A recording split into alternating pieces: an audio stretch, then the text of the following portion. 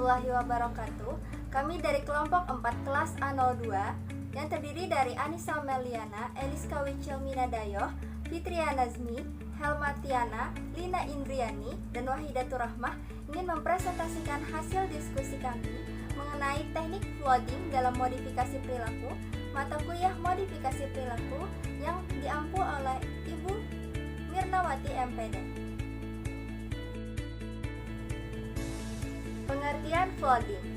Teknik flooding atau pembanjiran merupakan salah satu teknik terapi behavior yang digunakan konselor untuk membantu konseling mengatasi kecemasan dan ketakutan terhadap sesuatu hal dengan cara menghadapkan konseling tersebut dengan situasi yang menimbulkan kecemasan tersebut secara berulang-ulang sehingga berkurang kecemasannya terhadap situasi tersebut.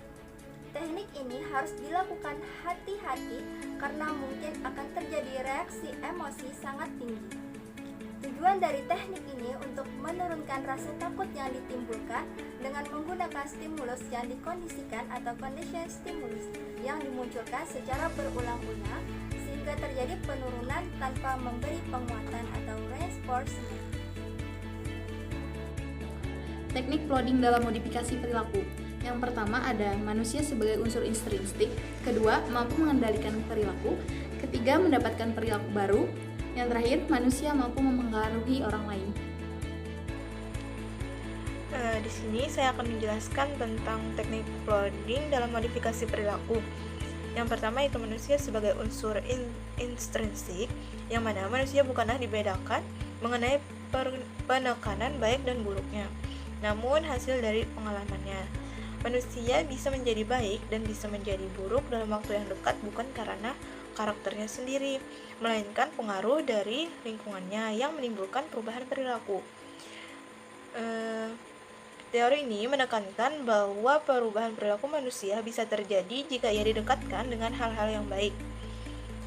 Yang kedua yaitu mampu mengendalikan perilaku, yang mana manusia mampu mengkondisikan diri untuk mengubah perilakunya. Dalam teknik flooding, dalam modifikasi perilaku manusia akan mengubah diri atau mengubah pandangannya untuk mengendalikan perilaku yang muncul dalam dirinya sendiri, sehingga manusia bukan sesuatu yang menetap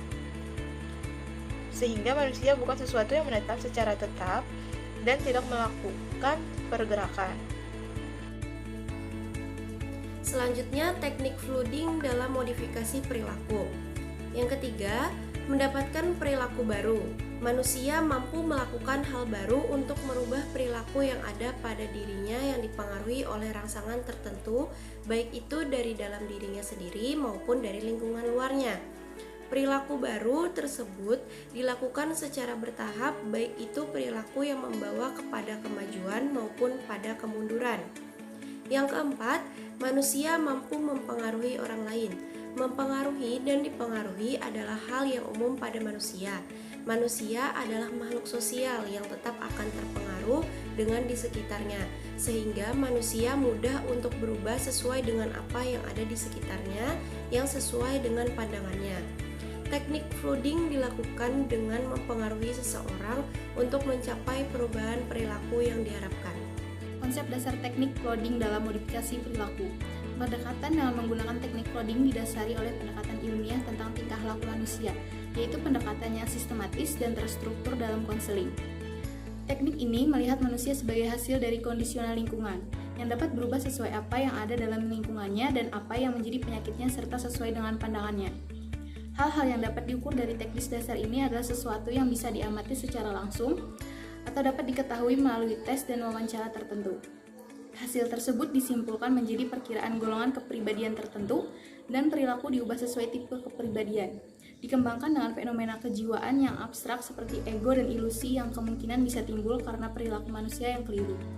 Perilaku yang keliru tersebutlah yang menjadi dasar untuk teknik merubah atau memperbaiki apa yang menjadi kekurangan sesuai dengan tipe kepribadian. Selanjutnya, cara menerapkan teknik flooding. Menurut Komalasari 2011, terdapat dua cara melakukan pembanjiran yang dijadikan alternatif bagi konselor dalam menerapkan flooding. Yang pertama, in vivo. Dalam in vivo, teknik flooding terdiri dari paparan intens dan berkepanjangan terhadap rancangan kecemasan yang sebenarnya. Umumnya, anak yang sangat ketakutan cenderung mengekang kecemasan mereka melalui penggunaan perilaku maladatif. Dalam teknik flooding, anak dilarang untuk berkecimpung dalam respon mereka yang maladaptif ketika dalam situasi kecemasan. Teknik ini didasarkan pada prinsip-prinsip dan mengikuti prosedur yang sama, namun paparan terjadi dalam imajinasi anak, bukan di kehidupan sehari-hari. Cara menerapkan teknik flooding yang kedua adalah imajiner. Imajiner dalam teknik flooding didasarkan pada prinsip-prinsip serupa in vivo dan mengikuti prosedur yang sama, kecuali exposure terjadi dalam imajinasi klien bukannya dalam kehidupan nyata. Keuntungan menggunakan imajiner dalam teknik flooding dibandingkan in vivo adalah tidak ada batasan tentang sifat situasi yang akan ditangani. Imajiner dalam teknik flooding dapat menciptakan kembali lingkungan dari trauma di mana cara yang tidak membawa konsekuensi berlawanan terhadap anak. Teknik ini bisa digunakan untuk kasus-kasus fobia, obsesif, psikotik, dan kecemasan akut. Baik, di sini saya akan melanjutkan materi, yaitu langkah-langkah menjalankan teknik flooding.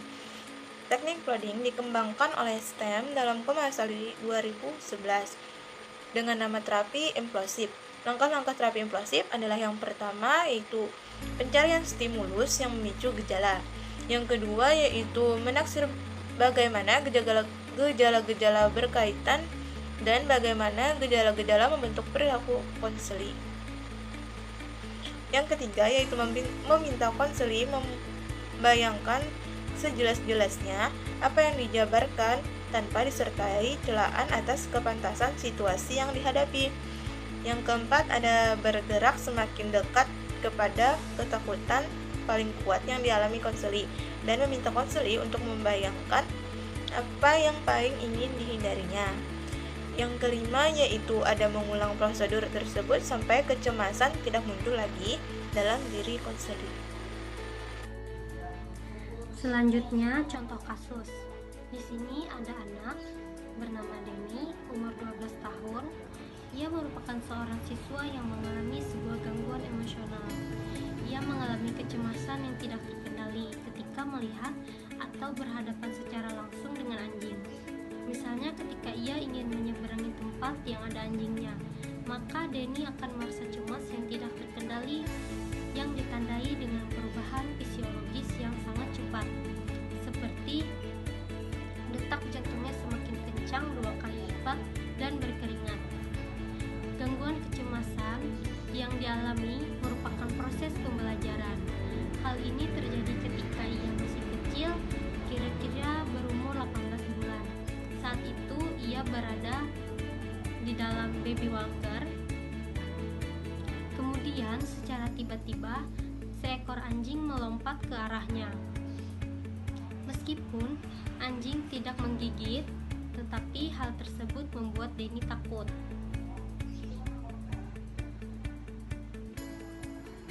Semenjak dari peristiwa tersebut, Denny mulai mempelajari sebuah kecemasan ketika menghadapi sebuah stimulus, yaitu anjing.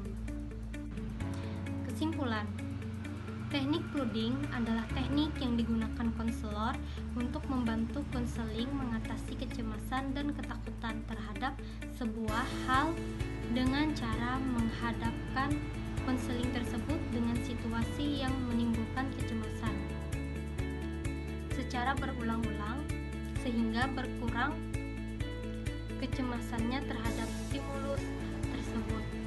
Pendekatan dengan menggunakan teknik flooding didasari oleh pendekatan ilmiah tentang tingkah laku manusia, yaitu pendekatan yang sistematis dan terstruktur dalam konseling.